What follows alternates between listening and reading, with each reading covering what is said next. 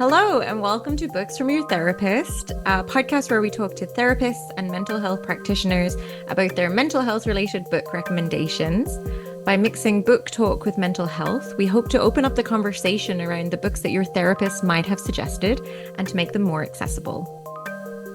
This podcast is not a substitute for mental health care. It's for educational and entertainment purposes only. I'm Amanda Throckmorton, a marriage and family therapist in California. And I'm Tara Kremen, and I work in the book industry in Toronto, in Canada. In this episode, we're talking to Cara Gereau, a marriage and family therapist, about the book Come Together, The Science and Art of Creating Lasting Sexual Connections by Emily Nagoski, PhD, and then also about the book A Department of Speculation by Jenny Offill. Listeners might be familiar with Emily Nagoski's previous work, which was Come As You Are, and it sort of revolutionized the way we think about women's sexuality. So in this book, Come Together, she takes on another fundamentally misunderstood subject, sex in long-term relationships. The book delves into the complexities of sexual connection, exploring both the scientific and emotional aspects of intimacy. And it's an easy-to-read book with personal anecdotes, case studies, and also practical advice, which is great. The book offers insights into how individuals can enhance their sexual connections with their partners. It's practical sex education for a diverse audience, and there were a ton of really great takeaways. I'm so excited to delve into it. And the second book, Department of Speculation, it complements Come Together really well, as it offers a portrait of a marriage and ruminates on the mysteries of intimacy and trust. While it's a quick read, it's quite literary, but very thoughtfully put together, and will definitely stay with you long after you've put the book down itself. So we had a great conversation about couples, relationships, sex, everything in between, and we hope that you enjoy.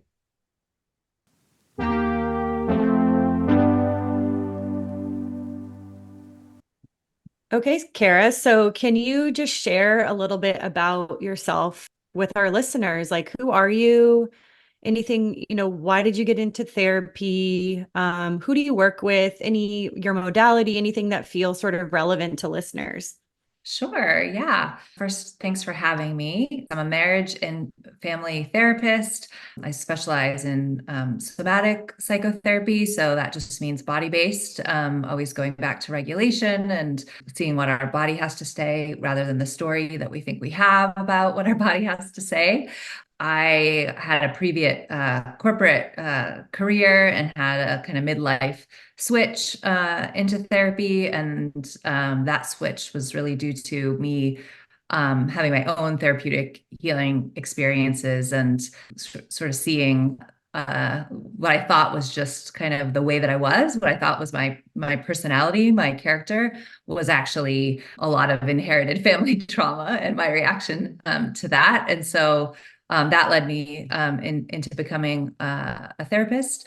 And my focus of my private practice, which is in the Bay Area, is split between couples therapy. So it's short-term intensive couples therapy. And then the other part of my practice is equine facilitated work with children.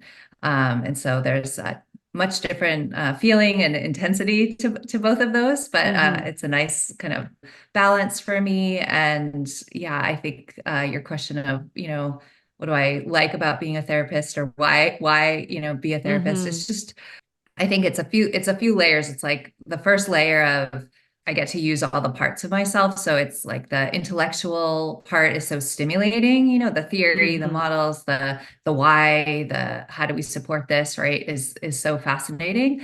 The relationship with people, you really do get to a place with clients where you can see the whole of not just who they are in the moment, but like the whole of their possibility of who they could be. And that's true for couples too. And then witnessing that transformation is endlessly joyful. So I feel very lucky to be a therapist. I wonder if you could just like briefly speak about what the equine work is, because I imagine listeners, I think it's you don't hear that very often when it comes to the therapy world. So I would love to hear just a little bit about that work before we kind of jump into the couples. Sure, yeah. So the equine work is very much relational work. So some equine therapy looks like kind of horse's object, like a lot of projection, like what is the horse thinking right now? And that's really not the way I'm working somatically. So it looks a lot more like initially a lot of regulation work with children and horses. So, when you come upon a horse, they have this exquisitely sensitive nervous system, right? Because Mm. that's their threat detection, that's their survival mechanism. And so as you walk up, they're sensing whatever's happening in your body. So if there's fear, big excitement, nervousness, worry, anger, right? They are Mm. feeling all of that and Mhm. then reacting real time to that, and usually in often dramatic ways, right?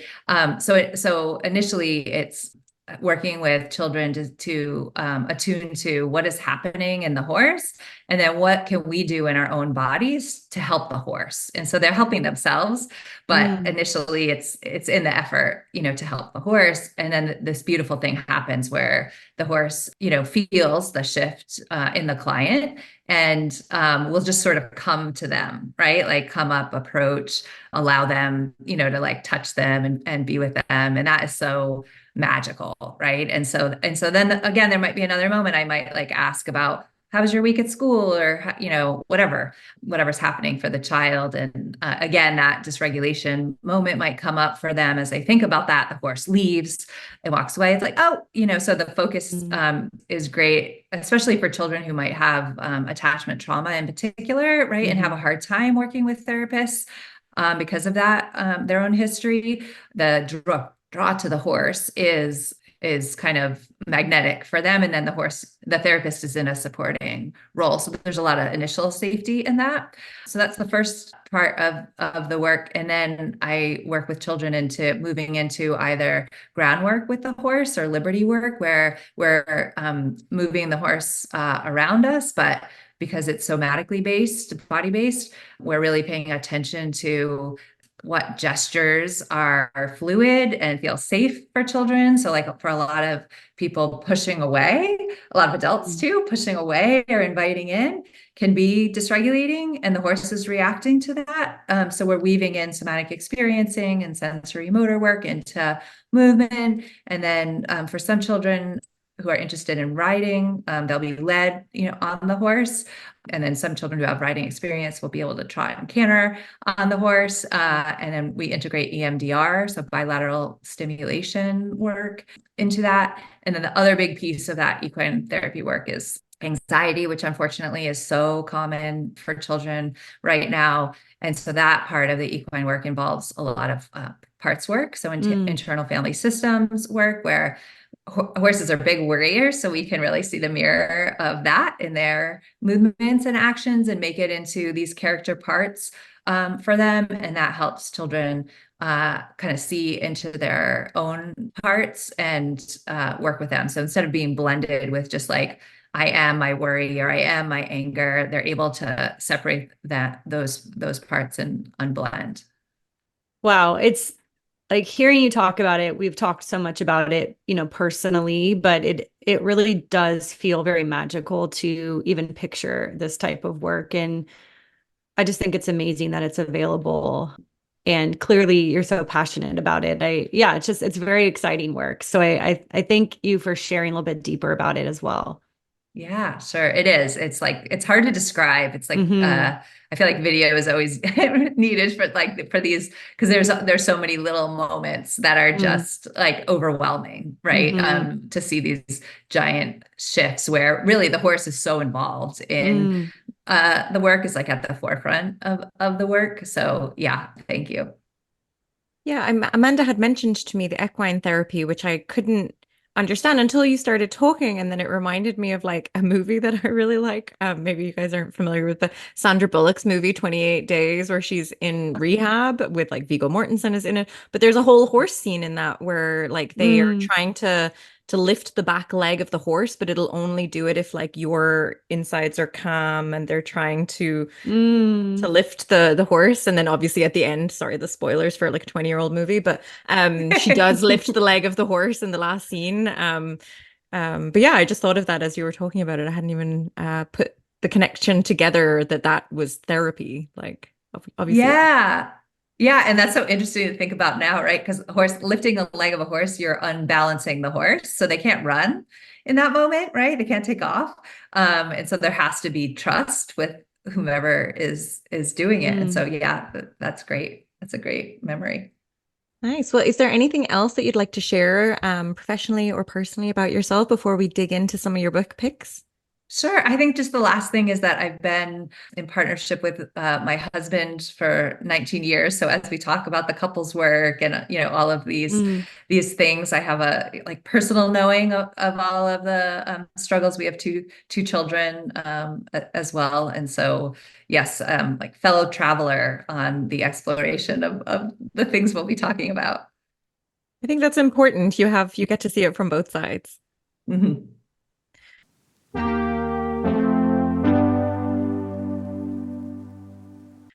Nice. So let's jump into our first book, which is our mental health related book, which is Come Together, The Science and Art of Creating Lasting Sexual Connections by Emily Nagoski, PhD. So first and foremost, so why did you pick this title for us to talk about? Yeah, I think, gosh, Emily Nagoski is such an amazing writer. Hmm. She makes these complex, ideas and psychology concepts accessible to just about anyone. And I think also really very much, especially in this book, writes very much as a fellow traveler, right? And so she's with you in the struggle and the journey. And then this topic, as a couples therapist, is it's interesting. It's very prevalent in the work with every couple I meet with, but it's not ever, well, rarely. It's rarely the lead, and so like in my intake forms, right, I'll always ask about sex, and they'll always, they'll list these other concerns as their top priorities. And then you look at how they rate their sexual connection and sexual satisfaction. And it's like out of 10 being, the best, it'll be like a 2 or 3, but it's just kind of pushed aside, right? So it's this topic that is not at the forefront. And clearly there's so much to talk about.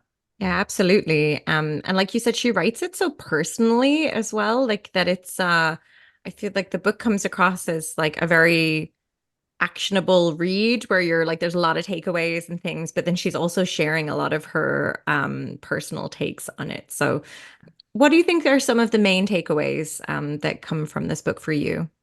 Yeah, sure. There's so many. I mean, I feel like we could spend like an entire semester talking Hmm. about this book.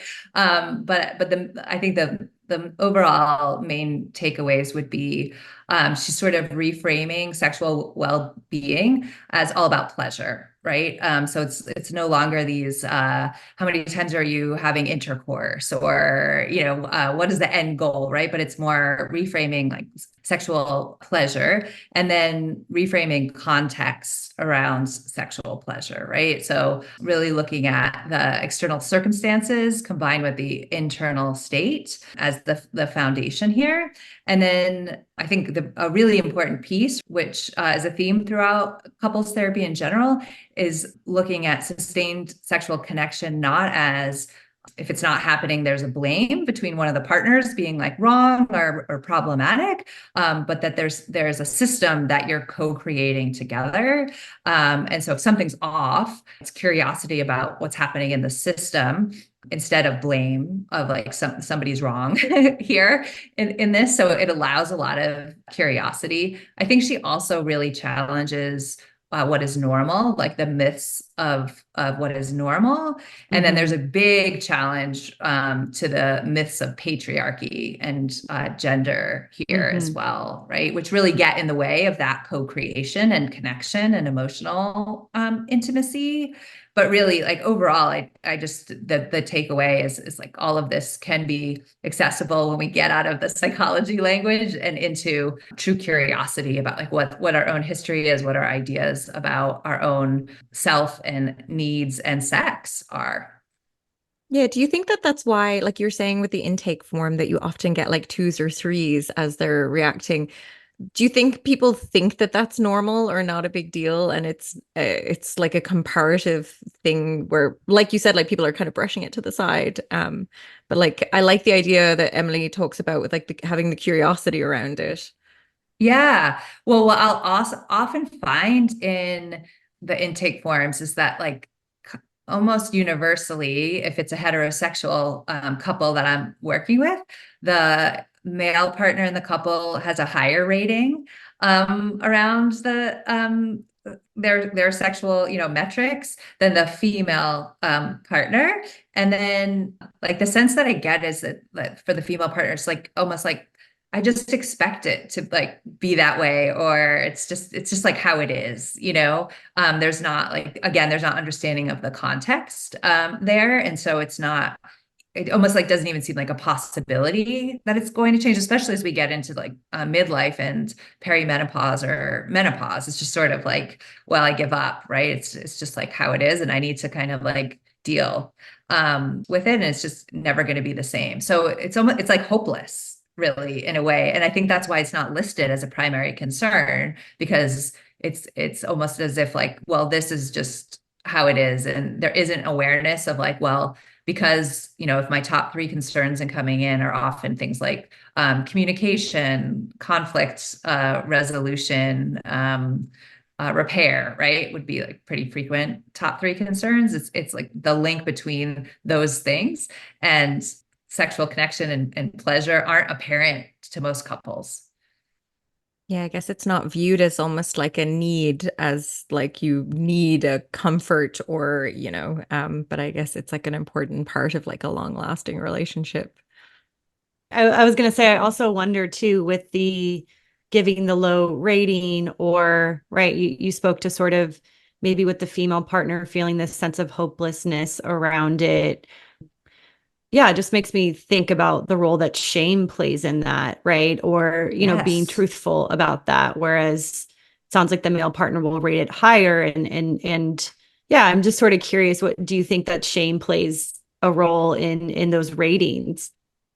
Yeah, absolutely. I've often wondered, like, is this like, is it so imbalanced that it's like really so much better for you, even though your partner's not enjoying Mhm. it? Or is it like, yeah, I would be embarrassed to put a two or Mhm. a three, or to say that and Emily talks about this in the book, right? It's like if I'm like a male and a winner, then I'm like successful in sex, right? And I Mhm. get a lot of it, and I'm good at it. It's the Mhm. myth there. And so, yeah, I do get curious about like what comes up for people when they're doing those ratings.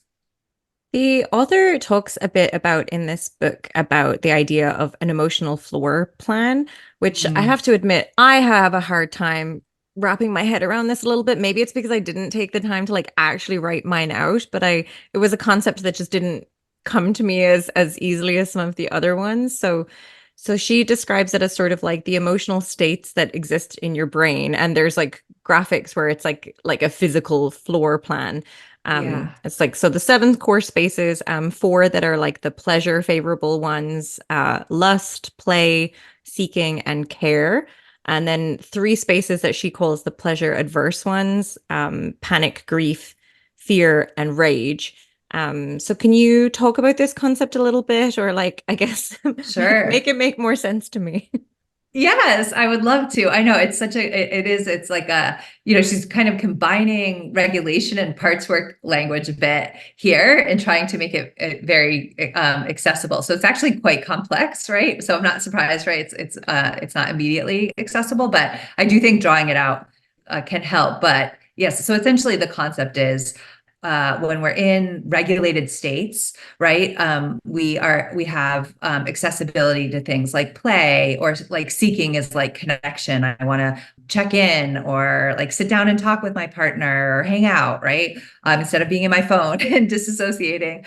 Care, and care could be giving care to others or receiving care, right? But essentially in those three spaces, it means we're not in fight, flight, or freeze. We are like open to connection. I know on your previous podcast, you talked about a polyvagal theory a bit, right? So that social connection element is there. You're seeking others and you're open, right? So she talks about how those three spaces are kind of often adjacent to the lust space. So essentially, if you're regulated, if you're curious and open and available for connection, then probably with the right context and connection, you might be open to seeking pleasure with your partner. But if you're in the panic, grief, or fear space, panic could just be like you're in a very high work stress environment all the time. And you come home at night and you're still scrolling emails and you're a little like disassociated and like either in that space or like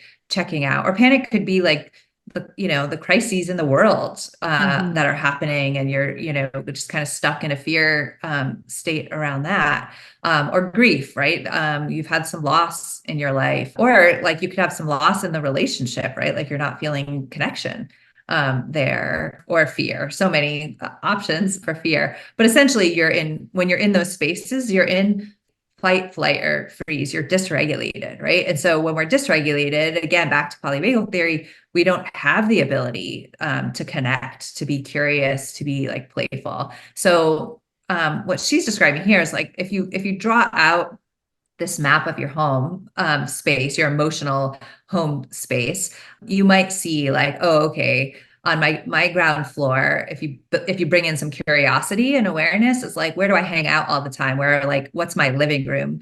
Well, if my living room is like, I'm often in like the panic and fear space, and that's where I like live most of the time. And then my play and seeking space might be like out in the garden, but I like actually never go out there. And then my lust space is like up in the attic. And right now, like it's not adjacent to the spaces that actually let me feel regulated. Then I'm probably not going to be seeking a lot of like pleasure with my partner, right? I'm probably going to be fairly shut down. And so, this metaphor that she's inviting, I think, is the main goal of it is to no longer be in the default space of this. So for so many of us, we just blend with this like panic or fear or whatever we're in. And so she's inviting a lot of curiosity of, okay, if you could be aware of what spaces you're in and why you're in those spaces, or like defaulting to those spaces, it might give you a bit of choice, right? To get to some of the other spaces that you're missing, or to find those entry points, or to just simply see like, oh, okay, I'm coming home from work and I'm really stressed. And that's when my partner's trying to connect with me. And then I don't want any sexual connection or pleasure with them. And so to just change the context a bit, right, for yourself of like, oh, I actually really need to spend some time in the garden with my partner before we try to create context for pleasure so that I can feel relaxed, connected. Does that help, Tara? Absolutely. No, thank you. That, like talking that through somehow made it click a little bit, and maybe with the linking with the polyvagal theory. So if you were like if there was a couple that you would advise to create their different spaces or use this sort of emotional floor plan, is it something that the person would personally keep, or would you, because like Emily shares hers in the books, or is this like you would share it with your partner to be like, look, this is how I'm kind of working at the moment? Yeah, absolutely. Right. Because the loop that happens is like, so if we go back to that example of like maybe the person who comes home from work and they're in that panic, like fear space, and their partner's coming in making a bid for connection, right? Of like, hi, honey, how are you? And maybe the reaction's like, don't you see I'm like so stressed or so, and they kind of reject that bid for connection. And then the partner who made the bid takes it personally, has a whole story about it, gets kind of tense. And then the other person's like, oh, my partner's so tense. It's like it just spirals. So the sharing of it is multi-layered. It's like part of the sharing is so that we can see the context we're creating together and how we're what's our partner's experience so that we can have empathy for them and see what's happening, but also to take the blame away, right? From, oh, it's like you're just awful to me, and that's why this is not working between us. It's like, oh no, actually, you're really dysregulated and suffering, and then I can feel badly for that, and maybe step forward in supporting you, which is going to bring you maybe into the garden, which is also going to bring you into connection with me. So it makes it less personal in terms of conflict, to know what our partner's like layout is, and also creates a lot more possibility, right, for connection. I kept thinking, yeah, this makes it less personal towards the other partner, right? Like, actually, this isn't about me when my partner is in this other space. Maybe sometimes it is, but I think being able to detach from it's all about me and this is why this isn't like working is such a powerful thing. So I think you sort of need to share, because then you can say, hey, when I'm here, can you help me with this? Or this is what I need when I'm here, right? Like that, going back to couples wanting better communication, like what a helpful tool to have. And I think for listeners, this book in particular, I listened to it and I had a hard copy. And I will say the audiobook is awesome. Emily Nagoski reads it. But for this particular part, it was so helpful to have the actual book because she draws it out for you. So I think kind of the having both is the perfect way to read it, in my opinion. And you can Great. remodel Yeah. your emotional floor plan also. Like these things aren't rigid Yes. in your layout, which I think Right. I as yeah, sometimes with like therapy ideas, it can just be like, well, I'm this way now, and that's it. It's like, no, no, you Hmm. don't have to be that way forever. Totally. Exactly. Yeah. You can remodel it. And then it's this also, like, I think this, because I think this is like almost this common stereotype, right, in heterosexual couples, where like the guy, if you're thinking of again this like floor plan, the male's floor plan looks like the living room and kitchen. It's like an open floor plan, and like lust is in the middle. It's like always Hmm. accessible and easy to get to. And so the problem is framed as the female partner not being in the lust space. And so this comes up in couples therapy a lot, where the male partner would be like, if you would just whatever, right? Like, then we wouldn't Hmm. be having this problem, right? Again, it's sort of, and we'll get into the gender things that Emily writes so brilliantly about, but it's sort of like taking apart this idea that there's a should about how the layout should look, and that again, the context should be co-created versus like there's one partner with the problem. Yeah, and you mentioned this a little bit off the top about the book kind of focusing on pleasure being the measure rather than desire. So especially like when it comes to you're talking about like the different states of lust there. So do you see this in your work with couples that there's not as much of a focus on the seeking of pleasure? Yes, I've never heard a couple bring that up of like, a night of like pleasure together. It's like it seems like, especially, a lot of the couples that I see have been together quite a while. A lot of them have children, right? And are struggling to kind of reconnect, or just struggling to get through. And yeah, it's more about like the outcome of like how it used to be sexually, right? So one of the concepts that comes up is like this idea in the book is this idea of spontaneous desire, that we see a lot in early relationships, of like, and that's the measure of sexual health there. And the spontaneous desire is like typically not about pleasure. It's about like this brain chemical bath, like oxytocin, dopamine hit. But in long-term relationships, right, that idea that if the goal is like pleasure and creating pleasure together, then there isn't a normative way to create pleasure. It can look so many different ways, which is really brilliant, right, when you're talking about going through different stages of life together that are going to have very different demands. Yeah, I think that concept could be really mind-blowing and freeing for people that read this book. And this is sort of the perfect time to plug her first book, Come As You Are, which really delves into the spontaneous versus what was the other one? Spontaneous and responsive Mhm. desire.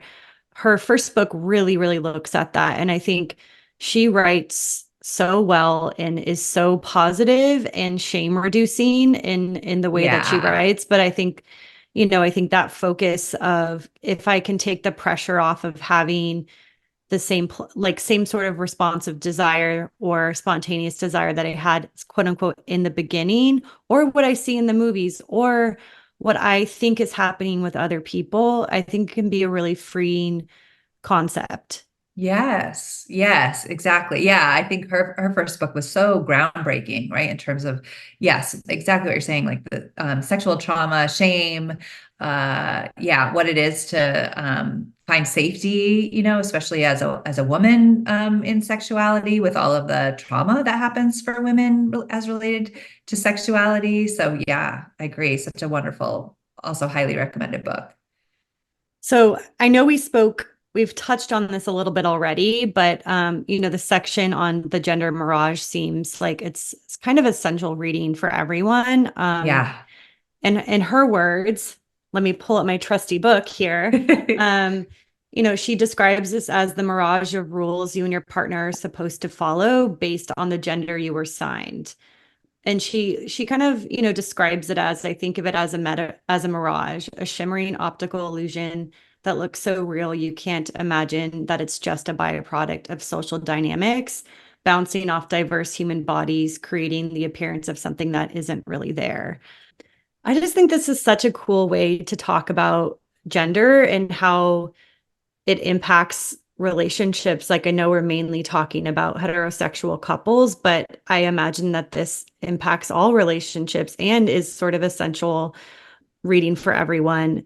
Do you think it's important for couples to consider this idea of the gender mirage? And do you see it sort of like impacting the intimacy and sex of your clients?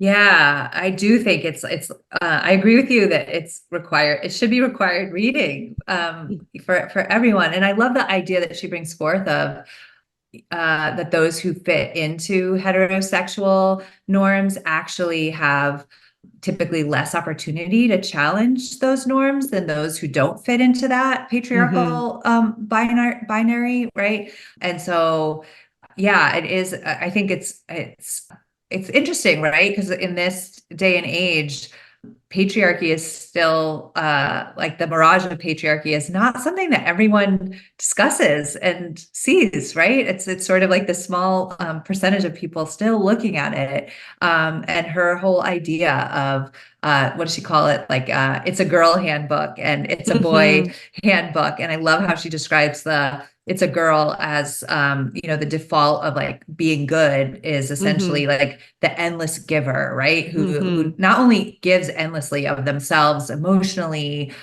physically, labor wise, but like does it with a smile. It's like just wanting to give and please in every way. And that the It's a Boy handbook was like more around you've got to be a winner in every way. So you need no one. You've got to be like like the fighter, the like super confident, need no one else's opinion, and horny, right? Like those are the staples. So yeah, I think that when couples get a sense of how is their cycle and dynamic impacted by patriarchy, right? So what I mean by that is, all the way back from the beginning. So like for them in their family system, what was safe? What emotions were allowed? Where were they mirrored? And what did their parents not allow for them, right? And what wasn't allowed emotionally for them was going to be not allowed in their own selves in their adult relationships. And not only that, they're going to have defenses that block them from feeling into those emotions at all, right? So that little cycle there is going to define eventually in a long-term relationship how you are reacting when you feel any kind of wound. That makes sense. And so it's the loop that happens that we want to externalize for couples, because often when couples come in, they're just in this cycle of blame of like, if you wouldn't make me feel this way, we would be fine. Right. And it's often that it's not that the partner is making them necessarily feel that way. It's that the partner is acting in ways that are triggering that person's wounding that they never want to feel again, right? And so if their belief is like, if you would just stop and like if you would see me as a winner, then I could feel good. Or if you would be all giving to me, I could feel good, right? So that externalizing, the like seeing like how was I shaped by patriarchy and these gender norms? What has it meant relationally and the way that I see myself, and the way that I show up in relationship. And then the other part is like, what are actually my needs, like what my own needs of the ways I need to heal, and then what are my adult needs in this relationship. Yeah, I think this chapter is it's similar to the emotional floor plan for me in the piece of how do we externalize this thing that we are wrapped up in that isn't personal, right? Like, am Yeah. I kind of falling into the role of this giver, and whether that was something learned in my family system or just from the greater culture, greater world, right? Or for the male partner, am I falling into this winner role versus it's just the two of us, or it's just me against you, right? It's Yeah. this third thing that I think gives people space to be able to kind of come together versus the thing, right? Yes. Yes, Or am exactly. I invisible as well? Like, am I not even Mm-hmm. defined? Yes. Like, I know she mentions a Yep. lot about like the people that from the like non-binary or trans community as well. Mm-hmm. I like throughout the book, it's you can tell that she wants to include so much more stuff, and she's like, unfortunately, all of the research in this space is mostly like heterosexual couples, and Mm-hmm. that we don't have access to it. But I hope that books like this will sort of like change the conversation when it comes to like relationships and it not being just one way primarily. Yes. Yes.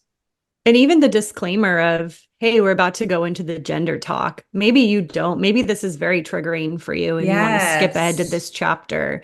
She does a great job of, I think, trying to be inclusive while, like you said, Tara, naming we don't have a lot of research on trans queer relationships, right? And this is what we're working with. Yeah. And honoring those who have been traumatized Mm-hmm. deeply, right, by these topics and these norms that she, right, I think does a brilliant job of like joking about, like, in the It's a Girl handbook or the It's a Boy. But if you have been deeply traumatized, and marginalized based on these norms, yeah, it might be deeply triggering, to read about it being discussed lightly. On that note, like we do think that, or I do think that this book is written very inclusively. But with that in mind, like who would you say that this book is geared towards or is for? Hmm. Yeah, I mean, I think it's a great book for therapists, both therapists doing individual work and couple work. As a therapist, is this the sort of thing that, and I know maybe this is subjective to whoever you're working with directly, would you pull ideas from this book, or would you actually recommend your clients read it, or does it depend? Yeah, I think the both. It depends, but like would not hesitate, right, to share this with couples. I actually found out about the book from one of the clients I was seeing. I didn't know she had published another book, and my client was talking about it in session, right? So had really inspired a lot of conversation within that couple. And so I do think, whether it's the exercises there, or sometimes it's like especially around ideas within patriarchy, specifically, right, where it's hard for one to come to terms with the myth or the mirage, like where someone feels really blended with it. Like a supplemental book like this gives such a concrete picture of understanding that it's very helpful. I also think going back to who is this for? I think anyone that is ever interested in being a long-term relationship, and she sort of mentions, if you're partnered with someone and that's the plan to be with them, there might be one of you that has to be in a caregiver position one day, right? Like, Yeah. that was like, I imagine some readers like, wow, I haven't thought about like what does sex look like as I'm aging, Yeah. or my partner needs specific care. I thought that was such an important piece. Yeah. Yeah. And do you think that the concepts of this in this book are pretty accessible. Yeah, I do think they're accessible. I think that if you've not done any work on on yourself, if you're just kind of new to the therapy Mm-hmm. world, there's a lot here, right? Like there's a lot to consider, and that might feel a bit overwhelming. But I think she does a very brilliant job of making complexity and nuance accessible in her storytelling. I think she includes a lot of case examples, which are Mm-hmm. helpful, right? And very common. People might see themselves within those couples in some way and have insight. And it's beautifully written with a lot of lightness, right? And humility as well. Yeah, I I will say I think it's very accessible, even if I couldn't quite grasp the emotional floor plan. I think I just needed to talk it through, but in general, the way that it is laid out is in a way that is for sure readable and digestible. Yeah, and ending each chapter with the TLDR, the too long didn't Oh my read. I God, was like, I this is loved it. Isn't genius. that so good? Yeah.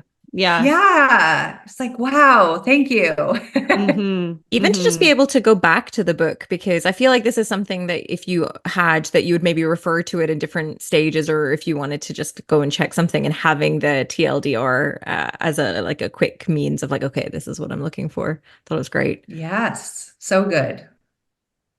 I know we spoke a little bit about the gender mirage and how that might be, triggering for certain folks, but I'm curious if there are any sort of other trigger points in the book that readers should be aware of. I think the other one that stood out to me that we haven't talked about yet is she sort of addresses the myth of sex as a need, Mm-hmm. there, and I think that's a common alignment with patriarchy. That's like my need, I deserve this, or I owed this, sort of thing, and yeah, I think it takes a bit of unveiling to come to a place of understanding that, and could be triggering, I think, for some readers. Yeah. Yeah. And I think, there's just so many nuggets and concepts in this book. And I do think she does a good job of, sort of giving those trigger warnings as well. Yeah. Maybe there's chapters that you want to skip if you're feeling this way or noticing this, right? I think she feels very trauma informed to me in a way that I think isn't always the case. And I think it's amazing to have a writer that's writing about such a challenging topic and breaking it down in that way. Yes. Yeah. I know, it's like a book I want to like cheer from the rooftops, like tell Hmm. everyone to read. I don't feel that often, right? But it's like that level book where it's like, no, this should be just like part of your own self curriculum, or definitely your therapy curriculum if you're a therapist, because like you're saying, there are so many like nuggets and insights and creative ways of like looking at what are challenging concepes. You should buy like 20 copies for your therapy office and just, oh, this Yeah, book. Oh, just you hand them want to out. borrow it? Would make things easier. Yes.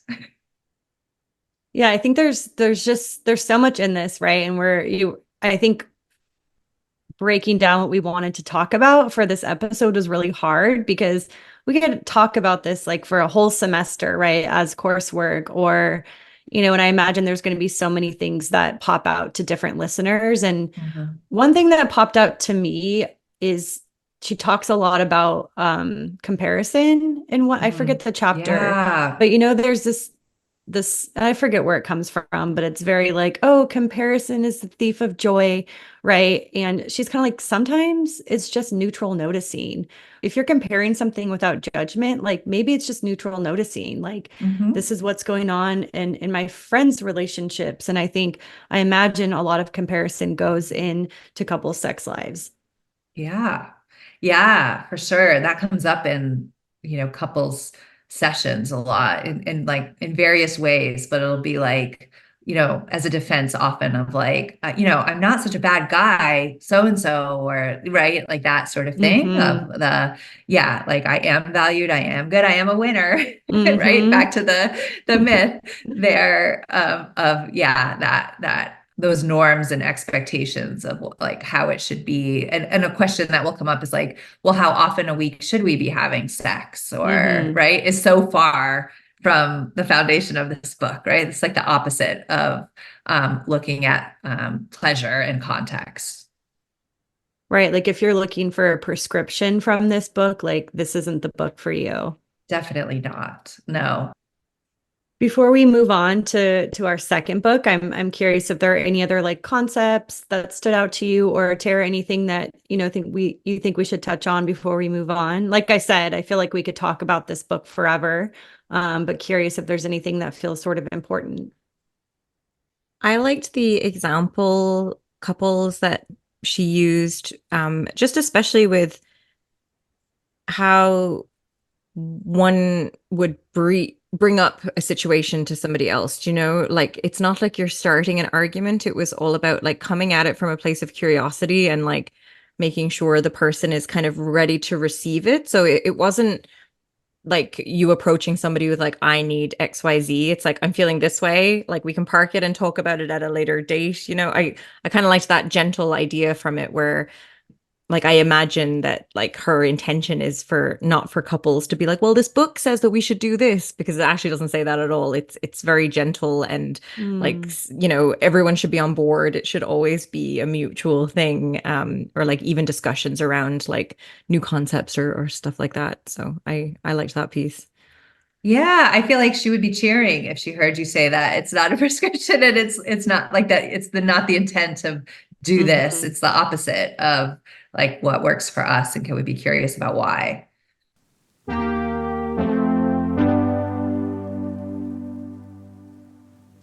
So let's talk about book two. So book two was The Department of Speculation by Jenny Offill, and very different read in terms of how it's laid out than the first book. So I'm sort of curious, like, why did you choose this book? I was kind of staying on the couple theme. I had come across this is an older book, right? I think it was 2014 it came out, though I missed that, and had come across this and thought it's just such an interesting read. Especially I read it right after I had read Come Together. And so, the main character is so dynamic and interesting. And there's so much from a psychology perspective that comes up of like, I don't often read novels and have kind of my therapist brain on, but with this one, it was like, oh, wow, there's like some hardcore attachment stuff up with this character. But overall, it's interesting. It's such a contrast in it's written in this light, kind of like fun to read way. Like the language is light. It's not dense. It's very edited, but there is a heaviness, right, to the content, also mixed with this humor and lightness. So you're sort of easily taken into the story of this marriage experience from the female main character's point of view, while on this ride of like seeing aspects of her mind, aspects of her psyche, and then this like great turning point in the book where you can like sort of see there's going to be a conflict or something big that's about to happen. It hooks you, right, and then you ride through that. So I just thought it was a like fun, dynamic read, but also very much focused on the topic of couples in a pretty classic way of like what I see come up in couples all the time. Yeah, so this book sort of follows a couple right from their meeting and courtship to marriage and a child, and all the challenges that come to that, that come with that. And I'm curious, like, do you think that this is a pretty accurate portrayal of long-term relationships?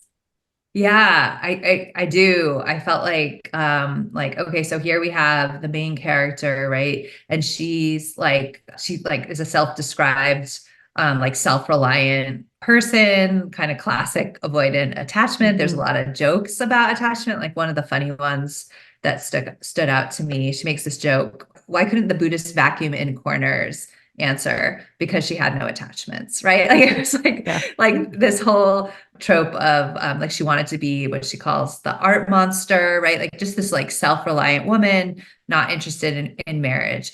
And then she chooses to marry who she describes as like the Ohio man, right? Like super dependable, like solid, nicest man you've like ever met, right? So it's like she sort of sought out the person who would be uber reliable, like never hurt her, right? Just be solid, and ends up being the person who like deeply hurts her. And before we get there, you sort of see all the like challenges of marriage and intensity of just like the things that come up in life and the way that they're having to navigate those, right?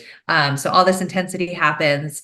There's this disconnection in their marriage, right? And then I don't know if we want to give away like what happens there, but there's a conflict, right? And then there's the like the sorting out and the deciding like should we be together? What does it mean? How do I deal with the grief and loss of the myth of what I thought we had, right? So what you're seeing is not, I feel like because we're just getting her lens and not his here, right? We're really seeing all the layers of her wounding and her defenses that came out of that wounding and how it's showing up in the relationship. And it's written so poetically, and it's a very Yes. short read too. So it's pretty amazing how the author includes so much in such a short, yeah, like you said, there's lots of editing. It's a pretty different type of book, and I really enjoyed it. I thought it was very, yeah, emotional and funny and all these things kind of packaged into a pretty quick read. Mhm. Yeah, you could tell that no word was extra. Like it was very thoughtfully written. Like every word served a purpose. And even with the layout of how it was written, yeah, it was very kind of thoughtfully decided.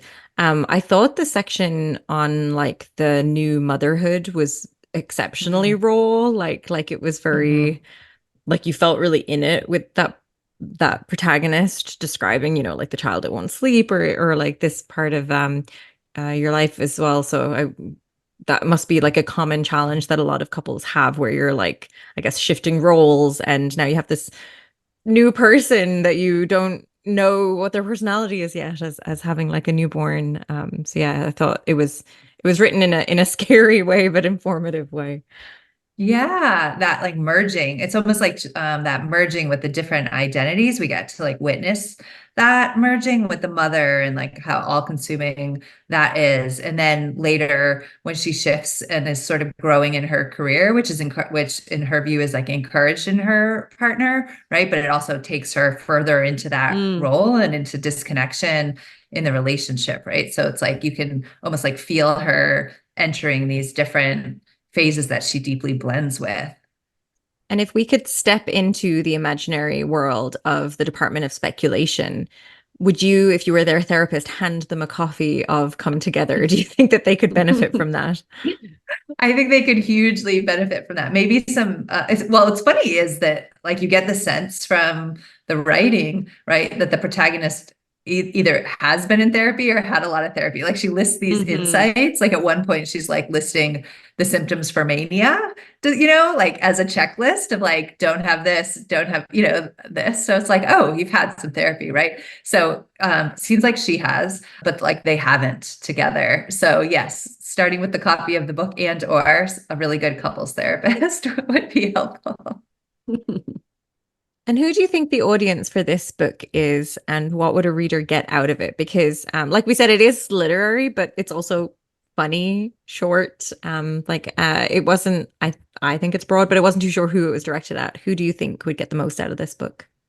Yeah, I do think like those who have been married, have kids, so much of it would resonate, but I don't think it's limited, right, to that audience. I just think there's I think it's very relatable, kind of these like phases and the merging and the like struggle of like, what do I want from a relationship? What feels safe for me? What happens when I feel lost? Where do I go? And all of it, right? I think are really common struggles and fairly universal. Yeah, and the life change too, right? About, I guess the protagonist is often thinking like she wants to be the art monster and her life went in a different direction and like what Mm. control you have over that piece. Yeah. Yeah. So is there anything in particular that inspired you about this book? I think that the way it was written and the poetic editing, right? Like I don't know Mm.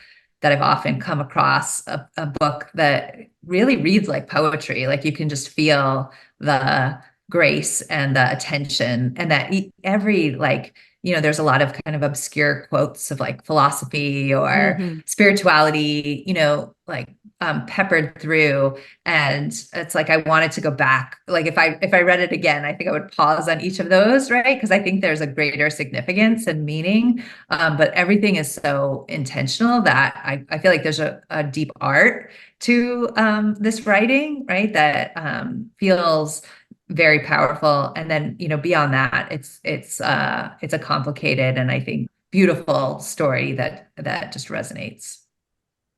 So thanks so much for chatting with us today. This has been, like I said, we could talk forever about Come Together and also really enjoyed Department of Speculation. Can you let listeners know, where they can find you, where you work, if they can find you online, if they're sort of interested in either working with you or, yeah, just sort of curious if you'd share a little bit about yourself. Yeah, sure. So my website is somatictherapymarin.com. So you can find me there online. On Facebook, you can find me at Cara Gereau, Caragereau. Instagram, Somatic Therapy of Marin. You can find me there. And then I also have a children's book you could find on Amazon called I Love Your Heart and All Your Feeling Parts. And that's a children's book written for younger children to sort of introduce them to the idea of parts work and unblending.